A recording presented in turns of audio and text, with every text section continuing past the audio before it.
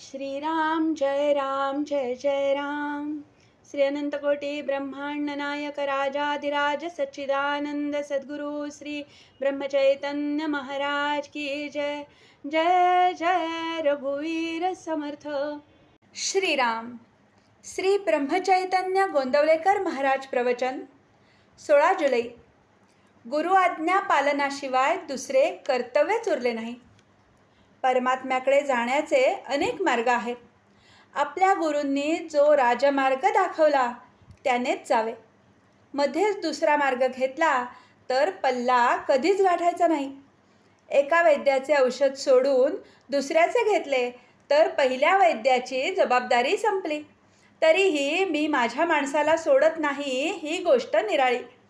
ज्या दिवशी मी तुम्हाला अनुग्रह देऊन आपला म्हटले त्या दिवशीच सर्व प्रापंचिक आणि पारमार्थिक जबाबदारी गुरुवर सोपवून तुम्ही मोकळे झाला. गुरु आज्ञा पालनाशिवाय तुम्हाला दुसरे कर्तव्यच उरले नाही. पण तुम्हाला असे वाटते कुठे? विष हे आमटीत घातले काय किंवा भाजीत घातले काय, दोन्ही त्याज्यच. त्याप्रमाणे अभिमान व्यवहारात असला काय किंवा पारमार्थिक साधनात असला काय, दोन्ही त्याज्यच. मी कोण हे आधी जाणले पाहिजे. परमात्मा कोण ते मग आपोआपच कळते. दोघांचेही स्वरूप एकच आहे म्हणजे दोघेही एकच आहेत. परमात्मा निर्गुण आहे आणि तो जाणण्यासाठी आपणही निर्गुण असायला पाहिजे. म्हणून आपण देहबुद्धी सोडली पाहिजे. कोणतीही गोष्ट आपण जाणतो म्हणजे आपल्याला त्या वस्तूशी तदाकार व्हावे लागते. त्याखेरीज जाणणेच होत नाही. म्हणून परमात्म्याला जाणण्यासाठी आपणही नको का परमात्मा स्वरूप व्हायला? यालाच साधू होऊन साधूस ओळखणे किंवा शिवो भूत्वा शिवम यजेत असे म्हणतात. आता कोणत्याही वस्तूचा आकार आपल्याला प्राप्त होण्यासाठी आपल्याजवळ तत्सदृश असे संस्कार पाहिजेत. ते संस्कार त्या वस्तूच्या आघाताने प्रत्याघात रूपाने उद्भूत होतात. नंतर त्या वस्तूचे ज्ञान होते. म्हणून परमात्मा रूपाला विरोधी असे सर्व संस्कार घालवून आपण आपले अंतःकरण पोषक संस्कारांनी युक्त केले पाहिजे.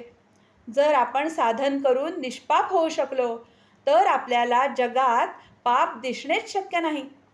देवाच्या गुणाने आणि रूपाने त्याचे गुण आणि रूप मिळेल, पण त्याच्या नामाने तो जसा असेल तसा सर्वच्या सर्व मिळतो.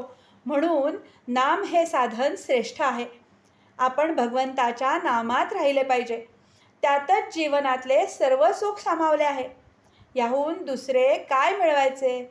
मी सुखाचा शोध केला आणि ते मला सापडले. म्हणून मी तुम्हाला त्याचा निश्चित मार्ग सांगेन. तो मार्ग म्हणजे भगवंताचे अनुसंधान होय. मी अत्यंत समाधानी आहे, तसे तुम्ही समाधानी राहा. जे मी सुरुवातीला सांगितले तेच मी शेवटी सांगतो. तुम्ही कसेही असा पण भगवंताच्या नामाला सोडू नका. अंतकाळी अगदी शेवटी सुटणारी वस्तू म्हणजे भगवंताचे नाम पाहिजे. नामात शेवटचा श्वास गेला पाहिजे.